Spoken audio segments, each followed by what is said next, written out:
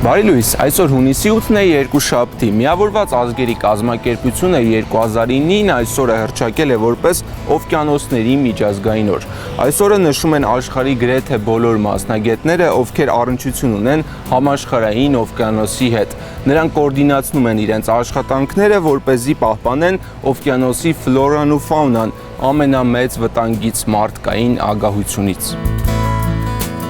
1977-ի հունիսի 8-ին է ծնվել Հայաստանում արդեն բավական հայտնի Կարապի լճում մկրտված մի երգիչ, ինչպես կրայեցիք խոսքը պրոդյուսեր, рэփեր, դիզայներ եւ ի վերջո Քիմ Քարդաշյանի ամուսին Քանյե Ուեսթի մասին է։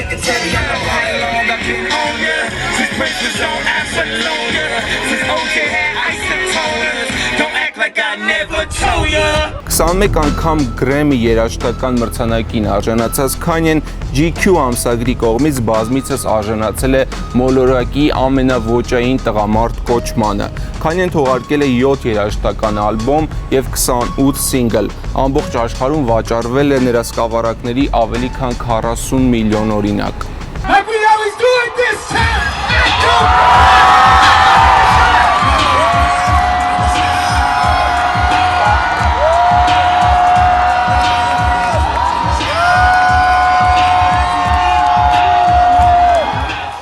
Նախորդ հանգստյան օրերը Հայաստանում բավական ակտիվ էին։ Շաբաթ օրը Տաթևեր ճոպանուղու Հալիձոր կայանի հարակից տարածքում անցկացվեց Հայաստանի զարգացման հիմնադրամների կողմից ամեն տարի անցկացվող ոչխարների խուզման փառատոնը։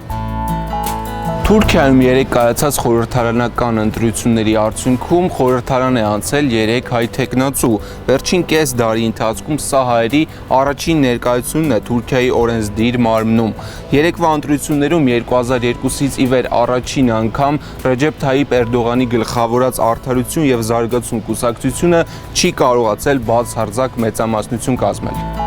Այսօր Սան Ֆրանցիսկոյում կմեկնարկի ծրագրավորողների համաշխարհային ամենամյա կոնֆերանսը, որի շրջանակներում Apple-ը կներկայացնի մի շարք նոր արտադրատեսակներ։ Ակնկալում է, որ կոնֆերանսի շրջանակներում կներկայացվեն iOS OS X օպերացիոն համակարգերի նոր տարբերակները, ինչպես նաև Apple Beats երաժշտական ծառայությունը եւ Apple TV-ի նոր մոդելը։ Այժմ ծանոթացեք եղանակի տեսությանը ամբողջ Հայաստանում։